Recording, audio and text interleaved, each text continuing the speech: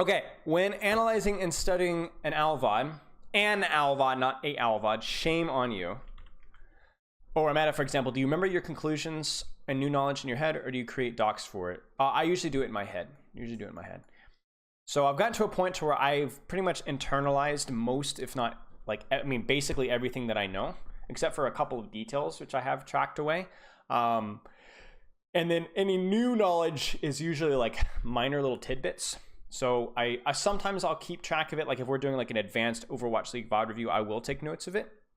But the way I've always done things is I'll have like composition notebooks, you know, like the black and white notebooks like this. You guys remember them from like school and stuff. And I'll take notes in them, and I'll sometimes go back and study them. But usually I do that just because writing them down helps me to remember. And if I do ever really forget and I need to go back and find them, I can go and find them. But most of it's in my head.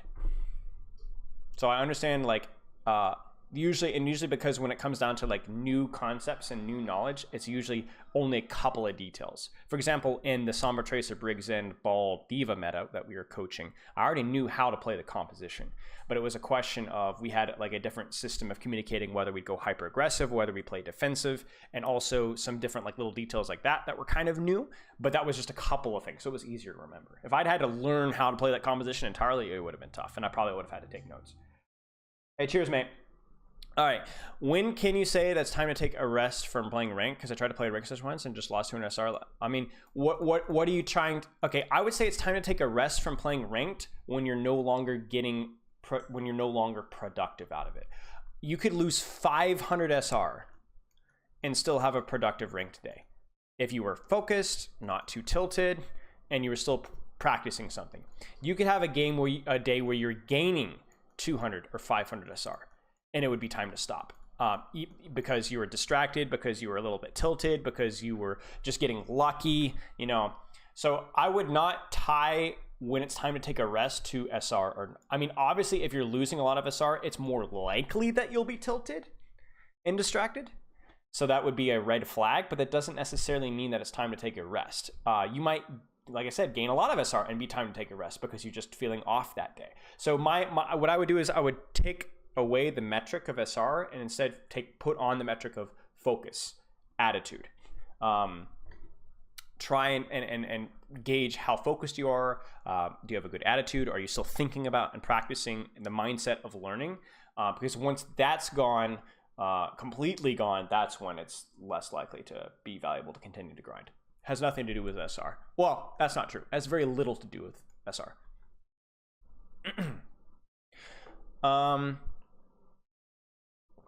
How do I always try your hardest? I feel like a lot of games for brain decides unlosable or unwinnable. I mean, that's psychology. Like, there's really no way to perfectly do this at all. So the best thing that you can do is, the answer is always try and find something to tie your effort away from the result. So if you're going into a game and you're like, oh, we're losing, so it's really demotivating for me to keep trying, that probably is a little bit of a red flag that you don't have something that you're tying your success or failure off of.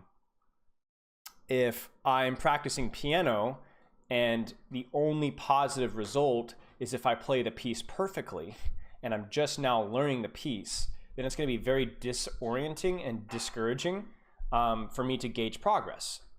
It won't be very fun for me to keep trying if my only success is winning or playing the piece perfectly. So you need to just be happy with, like, it's a success if I'm improving at this specific facet. Same thing goes for you. If winning is the only, or unlosable or unwinnable, and then you subconsciously play, well, then you're tying your level of effort to a win or a loss, or let's just say or a close game is what keeps you focused. Well, then how about perfect position, or good ult usage, or good timing, or good angles, or good communication, or something like that? When you tie your focus towards like the result of the game, then you're having a hard time. Now, it's impossible to be perfect with this because everybody will be more focused in a close game. It's just the thing is, it's like when it comes to like not getting tilted over a loss, having a good mindset, being focused on the process, not on the result. Nobody is perfect at this. Nobody. Everybody wants to win. Everybody's going to be more focused in close games. Everyone's going to be a little frustrated after losing a game. the key is to train yourself so that you're less and that you're better.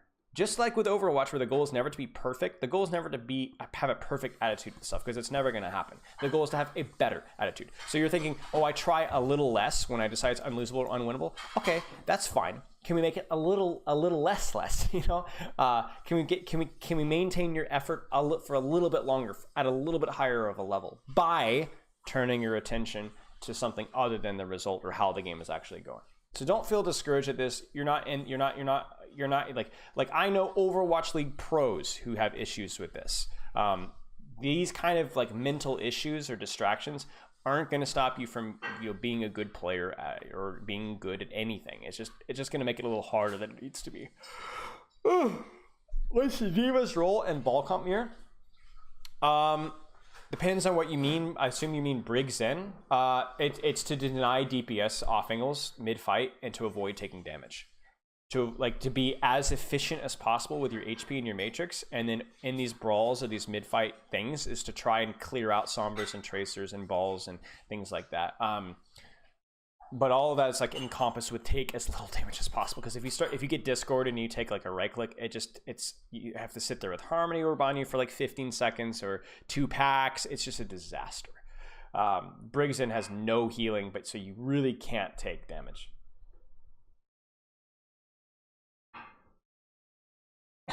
It's so true. If I'm an off-tank player, should I add main tank to my hero pool for Overwatch 2? You can, sure. Couldn't hurt. But the problem, let's put it this way. I would focus less on which main tank to add to your hero pool and more on practicing learning a new hero, period. I would definitely make it a main tank just because it's more likely that you'll have to learn to play main tank rather than like, hey, let's learn to support. But I think the goal should be the priority should be I'm going to learn how to learn a new hero, rather than I'm going to spend 3 or 4 days theory crafting what should be the best main tank in Overwatch 2 meta. Just pick one. Pick ball. Go see how ball or Orisa. Just practice. Like, you want to learn how to learn a new hero, because it's the process of learning something new that's going to help you with Overwatch 2. Because even if the new hero is completely different or the new hero is trash, you've already have practiced learning a new hero, so you're kind of already familiar with that road. Playstyles? I mean, I don't know. To me, the way I look at playstyles is every single, like, good players are flexible with their playstyles. As somebody who's serious about improvement and wants to compete, I know self-VODs are important. I still have a tough time getting myself to do them regularly and well. Can I find something wrong when I do in a waste of I know a ton of mistakes. I think I already answered this in chat. I think you asked this in chat earlier, if I remember correctly. But we talked about cooldowns, ults, positioning. Could I have positioned better? Could I have used my cooldowns better? Could I have used my ultimate better? And ask yourself that for every single team fight, and then just simply practice. Once or twice a week, limit it to 20, 25 minutes, and then just practice and practice and practice and practice. Everybody is either too hard on themselves or too easy on themselves. It happens, but just practice. But I won't go too in detail on that because I answered that pretty in detail earlier. Do you have any tips on how to help somebody with confidence if they're losing a lot in ladder? I tell my players to do 15 games a week minimum, and my main team dropped about 4 in the start this week. I don't really know how to help them because I try myself to leave Again, we talk about just doing like it's. If I get frustrated if I lose 3 more in a row, start grinding. I'm gonna get some win back, so I start acting out because I mean, so what you're asking yourself is too much. You're asking yourself too much. Just like if I wouldn't go with a bronze player or a silver or a gold or a plat player and ask them to play at a master's level. You don't ask, oh, I'm having a really bad attitude. I get really frustrated. So I'm not allowed to, so I really need to just focus up and have a good attitude. Like, it's too much. Like, it needs to be, okay, I'm not going to finish playing until I have a slightly better attitude. I know I'm going to be frustrated, but can I compose myself a little better this last game? And if you do, okay, then call it there. I don't know, man. Like, just baby steps, mate. Baby steps when it comes to like your mental. It's just like improving anything else. You need to just like understand that you're not gonna be able to just flip a switch and have perfect focus and be able to just handle losing 10 in a row just fine. Nobody will. So you need to find a way to have a better attitude about it. Not a good attitude, but a better attitude about it. And that starts with like, you know, each and every single game, one at a time. Like, okay, can I have a better attitude this game? Oh, I'm starting to get a negative attitude. Can I turn it around? I need to challenge myself to turn it around. If I don't, then I'm just going to call it there and, you know, cut my losses and then try again tomorrow. Try and do better tomorrow. Don't just quit. Try and do better tomorrow. Yeah, that's a tough question. We've seen a bit of comps, Ana-Lucio comps, so it's been Ana-Lucio and 4 divers. What's upside down saying for traditional more Lucio rush comps? How do the playstyle ever? So the Ana-Lucio comps generally, so basically what Ana-Lucio comps provide is it provides easier staging for like your backline. And for example, if you like, you'll see like we've seen a lot of like the Hanzo Genji Ana-Lucio comps, and it basically just means faster staging for your Ana. It means you can faster rotate, better able to put your Ana in a power positioning. Your Ana is less likely to get punished on rotations. It means that there's a little bit more all-in power. Once you go in hard brawl, you've got a Lucio in the middle of the enemy team. It puts your Ana in positions where she can nade more aggressively. It's just basically about creating fast rotates so that you can get more value out of your backline. Whereas the Brig is more about, you know, pocket your DPS, allow your DPS to hold angles aggressively. The Lucio is more about, can I put my backline in an aggressive position and play around that. In terms of comparing it directly to the Moira Lucio rush comps, it's certainly better when it comes to like like different ways of winning the fight besides just running in. You have actually, you can play to build ultimates, take angles with your Genji, take angles with your Hanzo, take angles with your Sombra, and slow build ultimates. And Ana can actually pocket DPS that are on angles besides that Moira cannot. You have a really strong ult economy. Moira Lucio has decent ults, but it does lose pretty hard to poke composition ultimates. So like the Orissas, the rallies, the bongos. Like you have EMP and Cole's pretty good first fight, but then after that, like try and EMP an active rally and try and kill anybody with a Winston D.Va, you know. Like you would almost require like EMP Death Blossom, and that only works if the enemy D.Va doesn't dodge the EMP. So it's like basically what the Ana-Lucio does is it says, oh, okay, well we have Nano Monkey, and that's actually really scary for bunker comps. We have Nano Blade, that's really scary. We have Dragon Strike. Is that normally a great ultimate? No, but versus bunker comps, it's a lot better. And there's also, it allows you to play heroes. Running a poke healer or a ranged healer allows you to play heroes like Hanzo that you, like we said, we couldn't play with Moira Lucio. So it's a weird composition, and I don't feel like I fully understand the full reasoning of why it's played over on a Brig, but that's my best guess. I can tell you why it's played over Moira Lucio though. More range, more space, better ult economy, more abilities to control angles, and support DPS and range because Ana can actually heal. But versus on a Brig, that's tougher. What does faster staging mean? Compared to Brig Ana, it just means you can zoom your Ana around and take a good position with your Ana instead of like being slow and methodical. I've been doing some good coaching for an organized team around Diamond below, specifically someone's Tracer. The advice I've been giving him is to set up in a spot so you can pressure enemy backline at a moment's notice and wait till tanks do something. Like enemy tanks engage or your tanks engage. Sure. To put it short, I'm planning to flank 24/7 since I may Ryan Brawl. Should Tracer still go for off angles? Yes. No, absolutely. You should definitely take off angles, but it doesn't always have to be. So you're saying you should always go for backline? You don't always have to go for backline as Tracer. You can go for sideline, right? These are your options as Tracer. Sometimes even like you know, here. Bully off angles. I just don't want you here, you know. So if somebody gets walled off, it might be more valuable for your Tracer to pressure the McCree or the BAP that might be trying to lamp the person that's walled off than her to stand in front of the Reinhardt and try and shoot him. That's, you know, because that's just, it's not as efficient. She's not as good at that.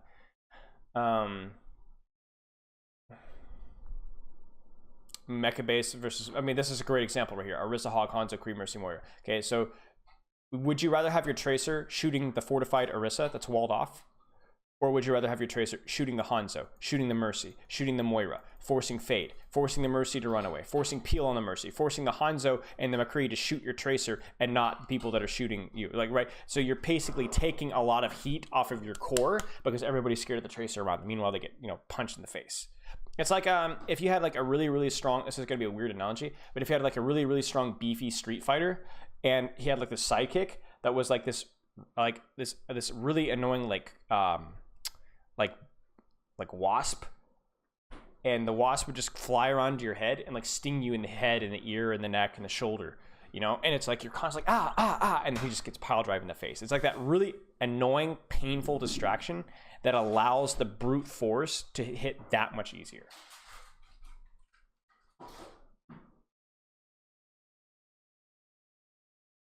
Marking you as Ryan? I mean, it depends on how you were playing as Ryan. A Tracer can absolutely shoot tanks, but she'll never walk and stand in front of your shield and shoot you. She will shoot you from an angle where you're trying to hide behind a corner and trying to rebuild your shield. She'll start shooting you on that angle. Tracers do that a lot to monkeys as well. You know, a monkey jumps in, tries to hide behind a corner, wait for jump again, and Tracer's poking him out. If Spilo, oops, my team plays a lot of pharmacy and I play the Mercy in this comps. Sometimes I struggle with understanding when I could leave my far and help my field in the sport. I mean, you need to talk with the other support. There's no right answer to this. If your Ana has cooldowns, she shouldn't instantly die. If your pharmacy is like, okay, we're gonna let our Ana die, but we're gonna play hyper aggressive and trade backline, then you should stay with your Pharah. If your Pharah is playing very passive, like over your Ana, then yes, it's fine to drop your beam on your Pharah and do it on your Ana. So you need to talk with your pharmacy, be like, hey, do you want to play aggressive? If so, we can let Ana die, I'll res her and I'll play with you. Ana, are you playing aggressive with your cooldowns? In which case, maybe I should help you because you don't have cooldowns. Pharah, are you playing defensive? In which case, there's no real benefit to pocketing you because you're playing more defensive. So I'll pocket you as much as I can, but then prioritize on helping my Ana. So there isn't a right answer. It all depends on how aggressive your Ana and how aggressive your Pharah is playing. And then if your Ana has cooldowns or not. If Spilo and Spiro had an MMA fight, who would win? Well, he'd probably take his scarf and choke me out. So I don't think it looks good for me. What are the easiest and hardest roles to climb with? I mean, I wouldn't say there's an easiest and hardest role. I would say one of the things that makes tank really easy to climb with is because the queues are so short, so you can play really efficiently. So that helps a lot. Yeah, support also has relatively short queues as well. Support and tank are easier than DPS in terms of just raw climbing because you can grind it a lot easier. That being said, I think tank and support are also a little bit slightly more complex in terms of their role. So with a lot of the DPS, it's about like take an angle and like how to angle and play corners and work on your mechanics and learn how to use your ultimate. With support, it's a lot, and tank, it's a little bit more complex. So it's kind of a little bit 50-50 there.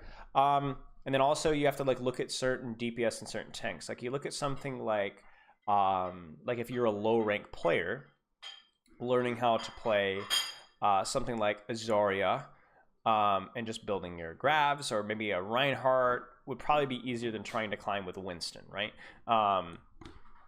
But at the higher ranks, Winston is pretty good. So it depends on what rank you are and where you start. Like we did this whole thing with SVB where it was like certain heroes are a little stronger, certain heroes are a little easier to learn. Like a Moira, probably pretty easy to climb with. But then you hit a certain rank and she's no longer good, and then you've hit a kind of a ceiling with it.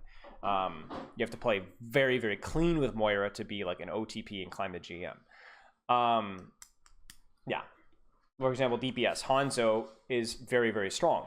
Probably pretty easy to hit 4.5, 4.6 with. Not pretty easy, but easier than some of the other heroes, or an Echo or a Tracer. But you also have to be very, very good at him for that to be a possibility.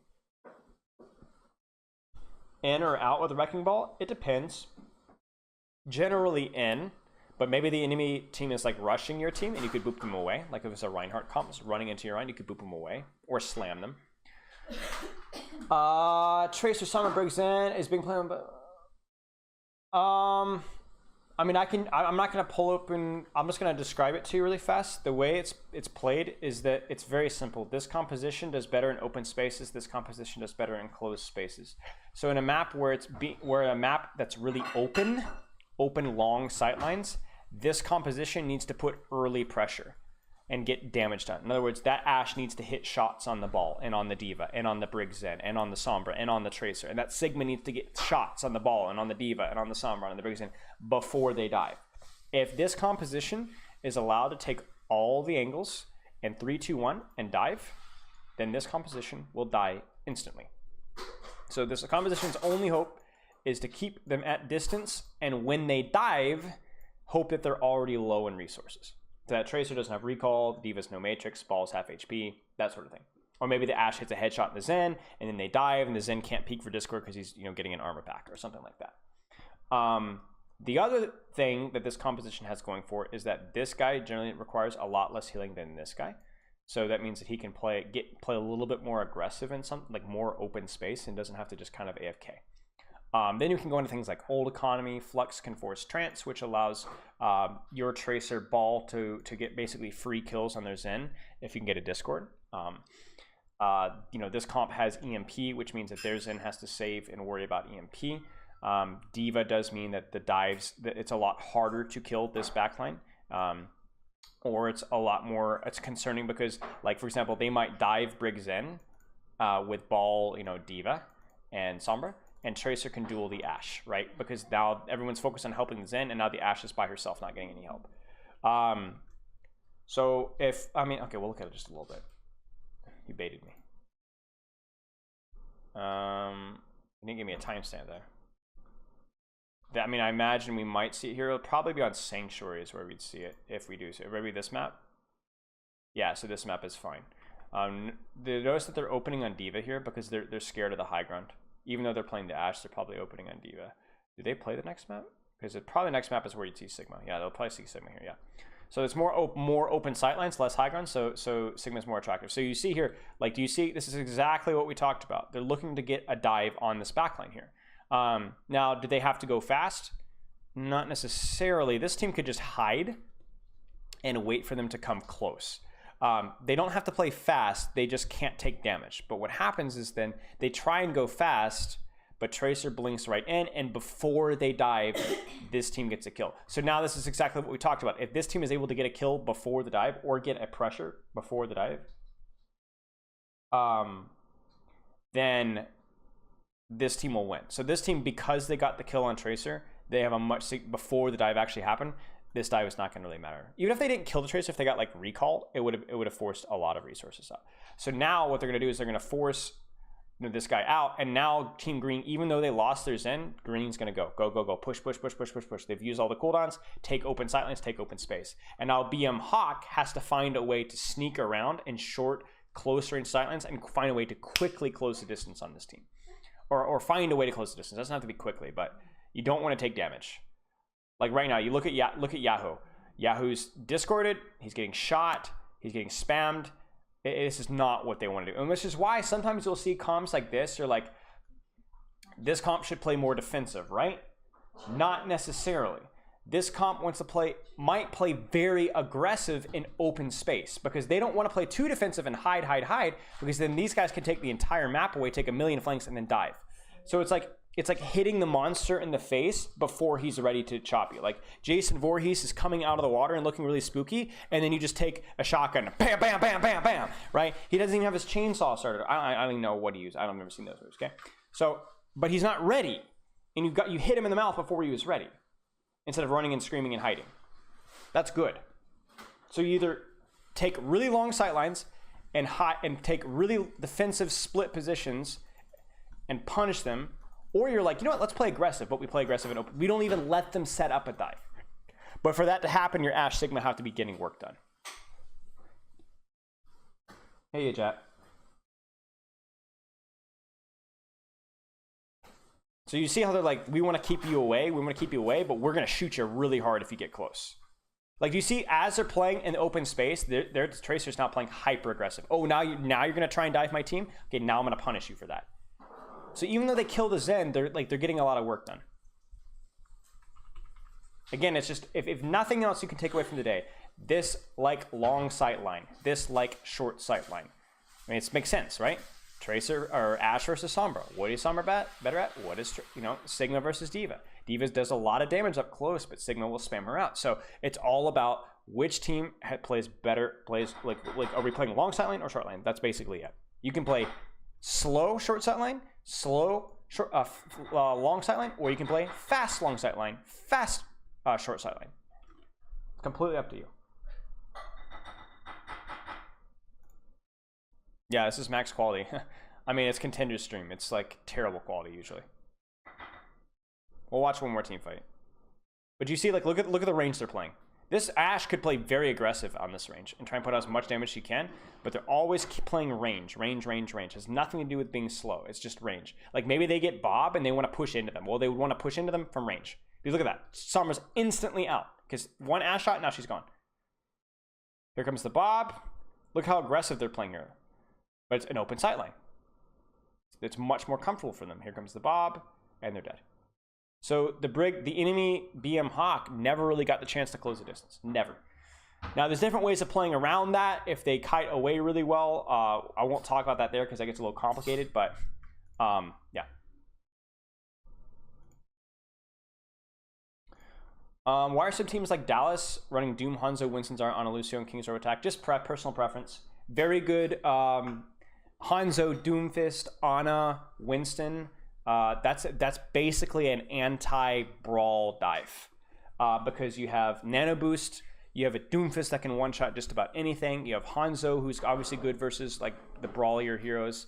You have a bubble on your Winston to allow him to really get aggressive in. It's going to do a little bit more than Matrix against like May Freeze, Flashbang, Boop. And then you have Lucio to stage your Doomfist, to stage your Zarya, to stage your Ana aggressively quickly. Grab Dragon, of course, the better ult economy. Like D.Va versus Brawl, she can't eat, you know, she can't eat the Lucio Boop, I don't think. No, she can't. She can't eat May Freeze. She can't eat Rhine Swings. So it's like, yeah, you just have to worry about getting rushed. But this is a very, very anti-Rhine Brawl comp, dive comp. Because if you farm up Nano, you've got a bubbled Nano Monkey inside of your team with a Doomfist one-shotting you. You have Grab Dragon, you have Beat, you have Nade, you have Primal. It's tough to play Brawl into that. Favorite Alcaster?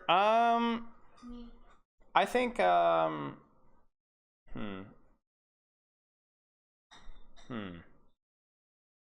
I think Avril's really good. I like Avril. I haven't heard a lot of his stuff, but I loved him back in Australian days.